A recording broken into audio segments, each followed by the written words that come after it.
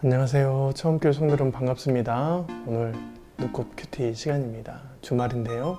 주말을 잘 보내기 위해서 또한 주일이잖아요. 참된 안식일을 보내기 위해서 여러분이 거룩하게 하나님 말씀 앞으로 나아가는 그런 저와 여러분이 되었으면 좋겠습니다. 오늘도 말씀 함께 볼 텐데요. 누가복음 8장 16절부터 25절 말씀입니다. 네, 세 주제로 나눠져 있는데요. 처음에 등불 비유, 두 번째는 예수님의 가족에 대한 비유, 세 번째는 풍랑이 일어난 그것을 잔잔케 하신 예수님에 대한 이야기가 나와 있습니다. 이 세 가지 얘기를 살펴보면서 공통점도 찾고 또한 거기 안에 있는 중요한 메시지를 함께 나눴으면 좋겠다는 생각을 합니다. 첫 번째 등불 비유죠. 등불입니다. 16절에 누구든지 등불을 켜서 그릇으로 덮거나 평상 아래 두지 아니하고 등경 위에 두나니 이는 들어가는 자들로 그 빛을 보게 하려 함이라. 네. 등경은 밑에 두지 않고 숨겨놓지 않고 위에다 놓습니다. 왜냐하면 들어가는 사람들이 참되게 들어갈 수 있도록 어딘가를 들어가는데 그 들어가는 곳이 잘 들어갈 수 있도록 비춰지는 것이죠.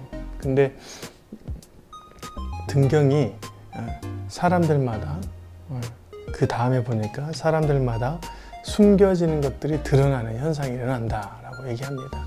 이것을 두 가지 합치면 하나님께서 우리에게 주신 인생 안에서 참된 영생 또한 구원으로 들어가기 위해서는 이 등불이 필요하다. 밝히 비춰지는 것이 필요하다. 우리 인생에서 숨겨졌던 죄악들, 감추고 싶었던 것들, 음란한 것들, 하나님이 보시지 않겠다라고 숨겨놓았던 것들이 다 드러나는 현상들이 일어난다라고 합니다. 그러면서 마지막 18절에 보니까 누구든지 있는 자는 받겠고 없는 자는 그 있는 줄로 아는 것까지도 뺏긴다라고 합니다. 그럼 여러분 대체 여기는 무엇이 있는 자가 더 받는다는 것입니까?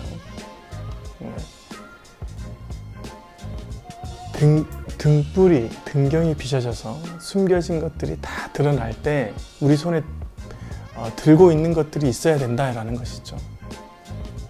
그것이 뭡니까? 하나님께서 주신 것, 하나님께서 우리에게 이 땅에 맡겨진 것, 그것이 복음일 수도 있겠고 또 사명일 수도 있겠고 우리 일상 안에서 하나님 나라일 수도 있습니다. 그런데 그것이 없는 자들은 이 땅에서 그 있는 것까지도 빼앗기는, 그러니까 아무것도 받지 못하는 그런 삶을 살겠다라고 얘기를 하는 것입니다. 여기에서 우리가 중요하게 알아야 될 것은 등불이 비춰지는 때가 있을 것이고 그 안에서 우리의 모든 인생이 밝히 드러나는 때가 있을 것이다. 종말의 때, 예수님이 오실 그 재림의 때에 다 그것이 밝히 드러날 것이다. 그때 하나님께서 우리 손에, 우리 인생 안에, 우리 마음판에 새겨진 것들을 볼 것인데 그때 하나님의 것들로 채워지는 자들이 바로 구원을 받는다. 만약에 그것이 없는 자들은 이 땅에서 있는 것으로 생각하는 것, 욕심으로 채워진 재산이라든가 우리 주변에 있었던 많은 것들이 실제로 있을지라도 그것은 나중에 다 빼앗겨 버리고 없는 것으로 될 것이다 라고 말하는 것이죠. 그러니까 우리 손에 복음이 있어야 됩니다. 예수가 있어야 되고 하나님 나라가 있어야 돼요. 그래야지 하나님의 영생의 구원을 받을 수 있다는 것이죠. 두 번째 챕터에서는 예수님의 가족들이 예수님이 무리 가운데 있으니까 그것을 지켜보러 왔어요. 그러니까 당당하게 예수님 주변에 이제 접근을 못하니까 우리가 바로 예수의 가족이다라고 얘기하면서 당신의 어머니가 여기 있습니다. 보려고 왔습니다라고 합니다. 그러니까 예수님께서 이렇게 말합니다. 21절 예수께서 대답하여 이르시되 내 어머니와 내 동생들은 곧 하나님의 말씀을 듣고 행하는 사람들이다. 외형적으로 봤을 때 혈육은 굉장히 중요한 관계인데 그래서 예수님 곁에 있을 줄 알았는데 근데 제일 중요한 것은 진짜 가족, 나와 연관된 참된 가족은 바로 하나님의 말씀을 받은 사람이고 그것을 행하는 사람이다. 등경 비유가 좀 비슷하죠.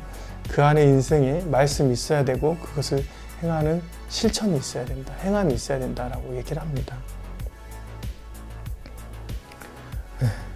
우리 안에 복음이 있어야 돼요. 그래야지 하나님께서 우리의 인생을 알차게 알맹이 있게 참 인생으로 받아주신다는 것입니다. 만약에 그렇게 채워지지 않은 인생은 가라지처럼 그냥 불에 태워서 없어질 소멸될 인생으로 볼 수 있다는 것입니다. 여러분 안에 복음으로 채워지시는 하루가 되었으면 좋겠습니다. 마지막으로 보니까 풍랑 안에서 위태롭게 버티면서 제자들이 예수님을 깨우는 장면이 있어요. 22절이죠. 하루는 제자들과 함께 배에 오르사 그들에게 이르시되 호수 저편으로 건너가자 하시매 이에 떠나 행선할 때 예수님께서 잠이 드셨어요. 그때 마침 광풍이 호수로 내리침에 배에 물이 가득해서 위태하게 됐습니다. 그래서 제자들이 나와 깨어서 주여 주여 우리가 죽게 됐나이다 한데 예수님께서 깨사 바람과 물결을 꾸짖으시니 이에 그쳐 잔잔하시니라. 여러분 광풍이 일어날 때 위태로움과 두려움을 느끼는 것은 실은 본능적으로 합당한 일입니다. 그죠? 인생 안에서 그것이 사람의 인생을 덮칠 만한 죽음을 닥칠 만한 그런 때이기 때문에 그렇게 위협을 느끼는 것은 합당한 일입니다. 그런데 예수님께서는 그때 잠을 자고 있었죠. 그래서 바람과 물결을 꾸짖으시며 잔잔하라고 하셨어요.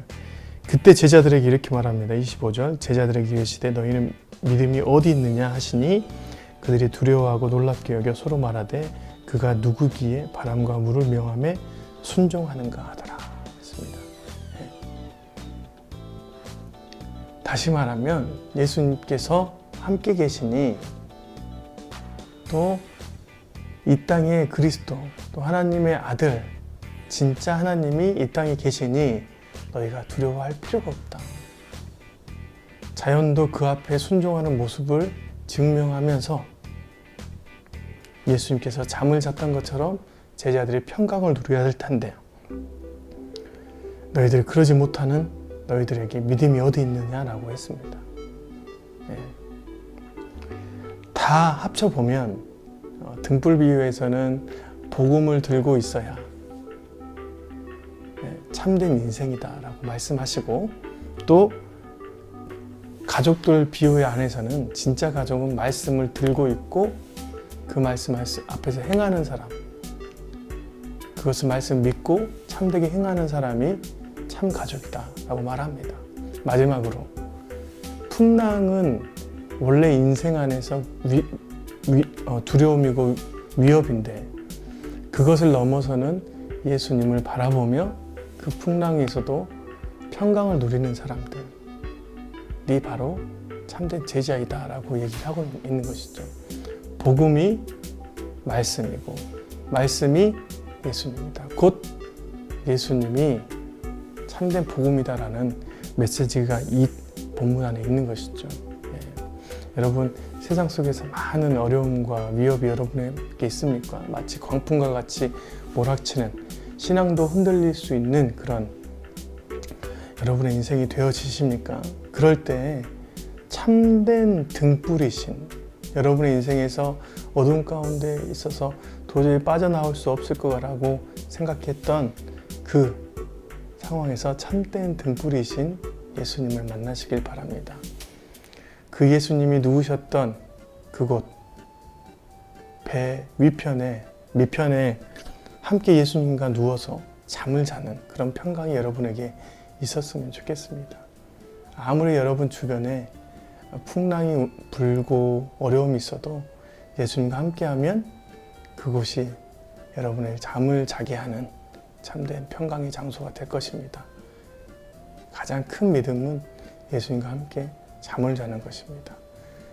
주님과 함께 평강을 누리고 그 안에서 쉼을 얻는 자들입니다. 오늘 주말을 보내시면서 예수님을 통해서 이 세상을 넘어서는 복음으로 나아가시고 예수님의 참 평강을 누리며 안식을 준비하는 귀한 하루가 되었으면 좋겠습니다. 고맙습니다. 또 내일은 주일로 만나고 월요일날 또 눈꽃 큐티로 만나도록 하겠습니다. 안녕히 계세요.